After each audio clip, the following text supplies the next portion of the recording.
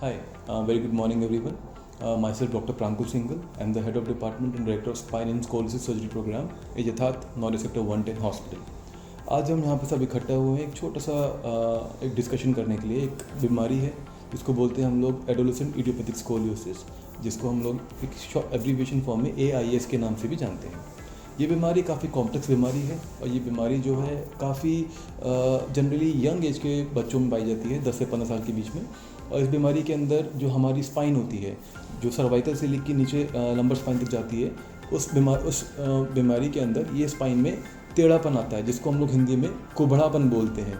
और ये हम अगर जाते हैं तो हम लोगों को ये गांव वगैरह में छोटी जगहों पे बहुत कॉमनली देखने को मिलती है कि बच्चे जब बड़े होते हैं, उनकी उम्र बढ़ रही होती है 4-5 साल की, तब उनके ये कुबड़ापन आना शुरू होता है, जिसको हम लोग नज़रअंदाज करते हैं. हम बोलते हैं कि माता पिता बोलते हैं, बच्चे बोलते हैं, स्कूल में बोलते हैं कि आप चल ठीक नहीं रहे हो, या फिर आपका बैलेंस ठीक नहीं बन रहा, आपके पैर ठीक नहीं पड़ रहे.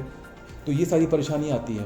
इसको अगर हम नज़रअंदाज करते रहते हैं तो ये बीमारी इतनी ज़्यादा बन जाती है कि आपकी रीढ़ की हड्डी पूरी टेढ़ी हो जाती है, जो कर्वेचर होता है स्पाइन का वो पूरा बिगड़ जाता है और आप पूरा झुक कर, जिसको हम कुबड़ापन बोलते हैं, ऐसे चलने लगते हैं और आपका पूरा बैलेंस, इनका कूल्हे का बैलेंस भी ख़राब हो जाता है, आप चल नहीं पाते हो. और इस वजह से काफ़ी सारे पेशेंट्स को प्रॉब्लम होती है. इसकी वजह से पैरालिसिस तक आ जाती है पैरों के अंदर, और ये बीमारी आगे जाके एक विकराल रूप धारण कर लेती है. तो इस बीमारी के लिए एक सर्जरी हमें करनी होती है, और उस सर्जरी जो बेसिकली ये सर्जरी होती है, ये काफ़ी कॉम्प्लेक्स होती है.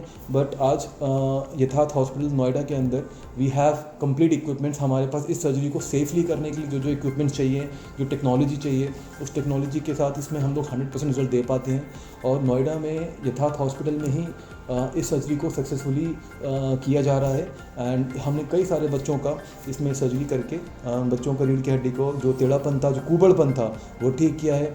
सर्जरी के बाद भी 2 साल बाद, 3 साल बाद वो हमारे पास फॉलोअप में आते हैं and they are absolutely fine. उनको कोई तरह की परेशानी नहीं है. उनकी रीढ़ की हड्डी पूरी अपनी नॉर्मल जगह पे आ चुकी है, जैसी होनी चाहिए. आज वो अपनी नॉर्मल लाइफ बिता पा रहे हैं बिना किसी परेशानी के लिए. बच्चों को सबसे बड़ी प्रॉब्लम ये होती है कि जब वो स्कूल जाते हैं तो लोग चढ़ाते हैं कि आप कुबड़े हो. वो बच्चे स्कूल नहीं जाना सकते थे हम इस डर की वजह से.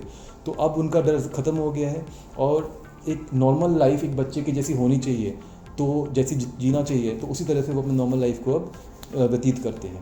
और इस तरह की बीमारी का जो पेशेंट्स होते हैं, जो बच्चे होते हैं, हमारे पास कई आसपास के जो नेबरिंग एरियाज़ हैं, उत्तर प्रदेश से कुछ पेशेंट मध्य प्रदेश तक से भी हमारे पास आए हैं इस बीमारी को लेकर, जिनका हमने सक्सेसफुली सर्जरी किया है and they are absolutely fine now. तो हम चाहते हैं कि ये अगर वीडियो आपके तक पहुँचे, तो अगर आपके आसपास आपने किसी ऐसे बच्चे को देखा है जिसको इस तरह की परेशानी है, जिसकी रीढ़ की हड्डी में टेढ़ापन है, जो सीधा नहीं चलता, झुक के चलता है, कुबड़ापन है, पैरों का बैलेंस नहीं ठीक बनता, कूल्हे का बैलेंस ठीक नहीं बनता, तो उनको इस चीज़ के बारे में बताया जाए, ज़्यादा अवेयर कराया जाए, ताकि उनको प्रॉपर सलाह मिले, सही गाइडेंस मिले और सही समय पे उनका इलाज हो पाए. और कुछ पेशेंट्स में अगर इस बीमारी की शुरुआत ही है, अगर वो इतना ज़्यादा कुबड़ापन इनका बढ़ा नहीं है, तो बिना सर्जरी के द्वारा भी उसका इलाज सक्सेसफुली किया जा सकता है. हमने अराउंड टोटल अब तक 20 बच्चों का इस तरह का सर्जरी किया है and they have all been fine. सभी ठीक हैं. We have 100% success rate in this case.